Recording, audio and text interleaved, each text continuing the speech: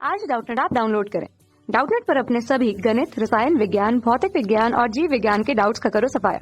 बस प्रश्न की फोटो खींचो, एक ही प्रश्न को क्रॉप करो और तुरंत वीडियो सोल्यूशन पाओ। अभी डाउनलोड करें। हेलो दोस्तों, में सवाल दिया है कि विराम कोण की परिभाषा लिखकर उसका व्यंजक ज्ञात कीजिए। विराम कोण को हम लोग घर्षण कोण भी कहा जाता है। तो ये आपका विराम कोण को हम लोग एक और नाम से जानते हैं कि क्या नाम है उसका, घर्षण कोण या विराम कोण कहा जाता है। तो ये चैप्टर हमारा घर्षण से लिया गया है। इसको बोलते हैं एंगल ऑफ फ्रिक्शन, घर्षण कोण, जिसे जनरली जो है अल्फा से दिखाया जाता है। ठीक है, तो इसका व्यंजक प्राप्त करने के लिए, इसकी परिभाषा के लिए मान लेते हैं हम लोग कोई ब्लॉक है जिसपे हम लोग एक बल F लगा के इसको आगे की तरफ खींच रहे हैं। ठीक है, तो इस पे क्या होगा, अगर इसका द्रव्यमान m हो तो हम जानते हैं इस पे भार इसका नीचे की तरफ काम करेगा, जो कि क्या होगा, mg होगा।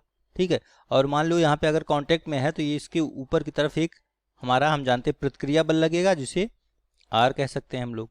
ठीक है, और ये और इधर की तरफ क्या होगा, इधर तरफ आपका घर्षण बल लगेगा जो इसकी गति का विरोध करेगा, जिसे Fs से दर्शाते हैं। क्योंकि हम लोग आगे बढ़ाएंगे तो इसका अगर इस पर बल लगाएंगे तो इसके गति का विरोध करेगा।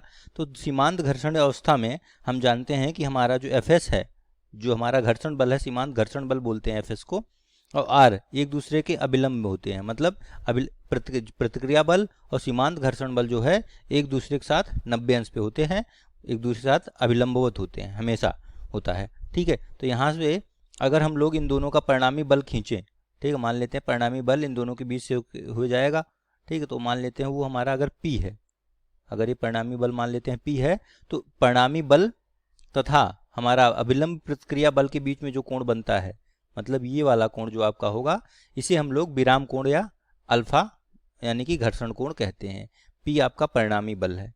ठीक है, P बोलते हैं। ठीक है, और हमारा सीमांत घर्षण बल क्या होता है कि वो बल जब तक कि हम लोग F का मान इतना ना बढ़ाएं कि ये चलना प्रारंभ ना करें। ठीक है, वो अधिकतम मान कि उसके बाद अगर हम लोग F का मान बढ़ा देंगे तो ये हमारा गुटका जो है आगे बढ़ना प्रारंभ कर देगा।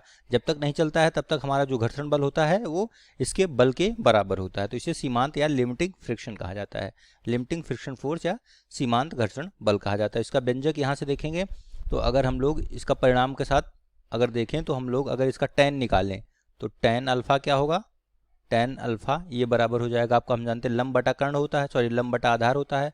तो लंब क्या हो जाएगा, ये आपका PR, यानी कि हमारा ये वाला बल क्या होगा आपका Fs के बराबर है। ठीक है, तो ये जाएगा Fs।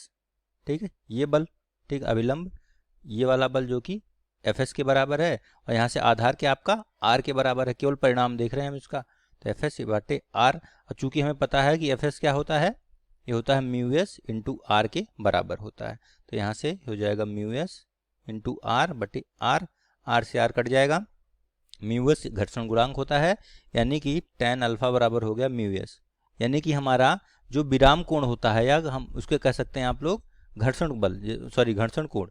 ठीक है, तो विराम कोण या घर्षण कोण जो है उसका स्पर्शज्या यानी टेंजेंट, ठीक है, किसके बराबर होता है, घर्षण गुणांक के बराबर होता है। यहाँ से ये भी आप परिभाषा लिख सकते हैं और ये इसका व्यंजक हो जाएगा।